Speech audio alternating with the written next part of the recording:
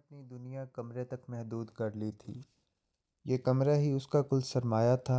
اس کا بیڈ تخت سکندر کی مانند اور کمرے کی دیوار پر لگا شیشہ اسے دنیا جہاں کی سیر کراتا تھا۔ اس کی زندگی میں دو چیزوں کو بہت اہمیت حاصل تھی، اول دادا کی بندوق اور دوسرا جمع غفیر میں سے چند لوگوں پر اعتبار یا ان کے اعتبار کا ساتھ۔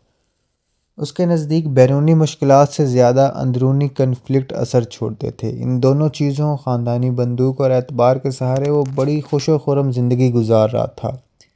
اس نے ان دونوں چیزوں کو خود پر طاری کر کے خود کو خود سے جدا کر دیا تھا، اور کسی بھی چیز کو خود پر طاری کرنا خطرناک ہوتا ہے۔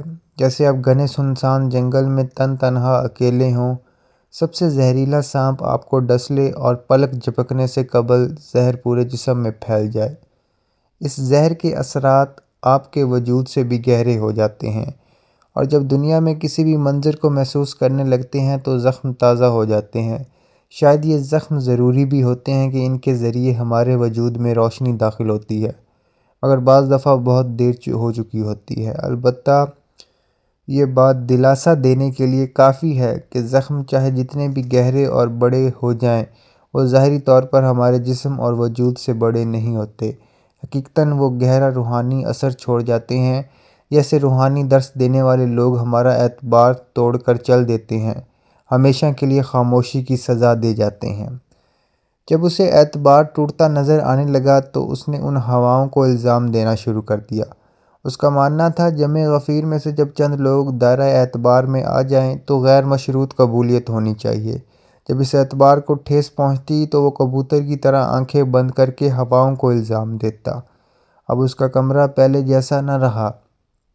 کمرے کے تمام کونے قبر کی دیواریں بن گئیں، اور دیوار پر لگا شیشہ اس کا نامہ اعمال بن کے دن بھر کے کیے گئے جرم اس کے سامنے رکھتا اور سزا دیتا۔ اس کا جرم یہی تھا کہ وہ ہمیشہ چہرے پر مسکراہٹ رکھتا، اور جو کوئی زندگی کے بارے میں دریافت کرتا تو کہتا سب اچھا ہے۔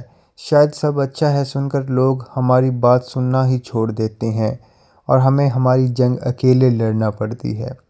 یہ وہ جرم ہے جو ہر روز کرتا اور بلا تعطل اس کی سزا اسے ملتی رہتی۔ اس حالت میں وہ سب کا ساتھ چاہتا تھا سوائے ہوا کے۔ اسے شرم آتی تھی کہ ہوا کو بنا جرم مورد الزام ٹھہرایا گیا۔ اب کیسے ساتھ مانگوں؟ وہ درختوں کا ساتھ چاہتا تھا تاکہ رات کے وقت ان کے نیچے بیٹھ کے کاربن ڈائی آکسائیڈ کو اپنے وجود میں جذب کر کے اس تکلیف کا خاتمہ کر سکے۔ وہ پرندوں کا ساتھ چاہتا تھا کہ جب کہیں وہ لاوارث پڑا ہو تو وہ شدومت سے چہچہاہٹ کر کے لوگوں کو اکٹھا کریں اور اس کی آخری رسومات ادا کریں۔ وہ انسانوں کا ساتھ چاہتا تھا تاکہ ان پر اعتبار کرے اور یہ زخم مزید تازہ ہوں۔ دن کی روشنی میں زندگی گزارنے والا وہ شخص اب سورج نکلتے ہی رات کا انتظار کرنے لگتا۔ رات کے لمحات اسے بہت عزیز تھے۔ ان میں وہ اپنی آہ و بکا سن سکتا اور پھر اپنے ہی ہاتھوں سے ان کا گلا دبا دیتا تھا۔ ہر شام اس کے لیے امید ہوتی کہ آج کی رات ایک سمندر کی مانند ہوگی جس میں چھلانگ لگانے کے بعد وہ کبھی باہر نہیں نکل سکے گا، مگر دن نکلنے سے قبل ہی رات کے پچھلے پہر وہ اداس ہونا شروع ہو جاتا کہ آج پھر لہروں نے اسے ساحل پر پھینک دیا ہے۔ اگلے دن ڈوبنے کی امید لیے وہ پھر سے اعتبار کرنا شروع کر دیتا، مگر ہر رات ناکام رہتا۔ اسے اب سمجھ آنے لگ گئی تھی کہ اعتبار اور بندوق ایک دستک ہیں۔ وہ ہمارے دل پہ دستک دیتے ہیں، مگر ہم یہ ہرگز معلوم نہیں کر سکتے کہ دستک دینے والے دوست ہیں یا دشمن۔ اس نے نفسیات اور روحانیت پڑھ کر اپنے اوپر خاموشی اوڑھ لی تھی، مگر اب کی بار وہ اپنی حالت بھی سمجھنے سے قاصر تھا۔ یقیناً اس نے اپنے دل کی آواز نہیں سنی تھی، لیکن وہ اپنی دھن کا پکا تھا۔ اس کے نزدیک جمع غفیر میں سے یہ چند ایک لوگ پھول کی مانند تھے، اور اس کا یہ نظریہ تھا کہ خزاں کے موسم میں بھی پھول کبھی کانٹے نہیں بنتے، لہٰذا ان سب تکالیف سے گزرنے کے باوجود بھی وہ ان قابل اعتبار لوگوں کے لیے غیر مشروط قبولیت رکھتا تھا۔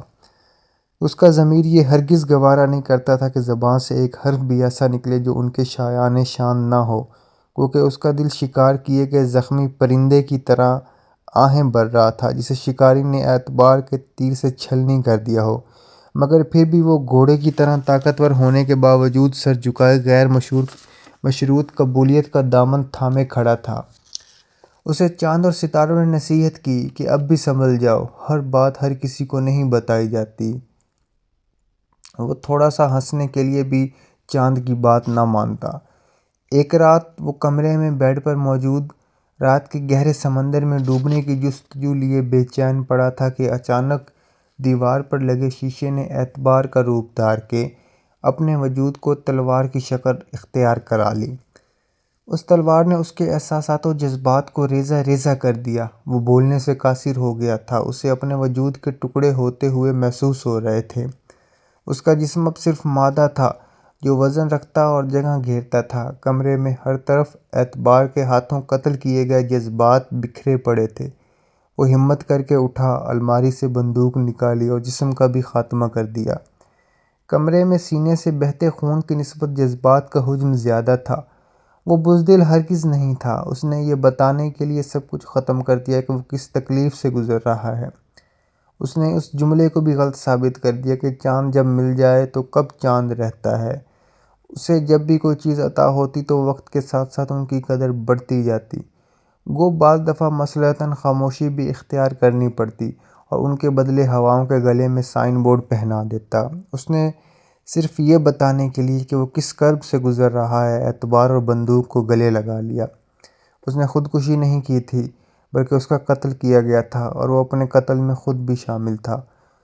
اس کے جانے سے ہوا اسی طرح چلتی رہی، بہاریں پھول بکھیرتی رہیں، چاند اپنے اپنے مختلف شیڈز دکھاتا رہا، پرندے اڑتے رہے، مچھلیاں تیرتی رہیں، درخت لہلہاتے رہے، کھیت اناج اگاتے رہے۔ سب اپنے دائرے میں تیر رہے تھے، کسی چیز پر بھی کوئی اثر نہ ہوا۔ البتہ اس کے غم کا خاتمہ ہو گیا تھا اور وہ کمرے سے نکل کر ابدی دیواروں میں چلا گیا۔ اسے کوئی سمجھنے والا نہیں تھا، کوئی سننے والا نہیں تھا۔ اس لیے یہ جانتے ہوئے بھی کہ دونوں چیزیں خطرناک ہیں، اس نے اعتبار اور بندوق کو گلے لگایا۔ جب اس کے جذبات اور خون کے قطروں کا الیکٹران مائکروسکوپ کے ذریعے معائنہ کیا گیا تو اس میں اعتبار اور بندوق کے سوا کچھ نہ ملا۔ وہ اب بھی ان دونوں چیزوں پر رشک کرتا تھا۔ اس نے اپنے دل کی صدا بھی نہ سنی تھی جس کا خمیازہ اسے بھگتنا پڑا۔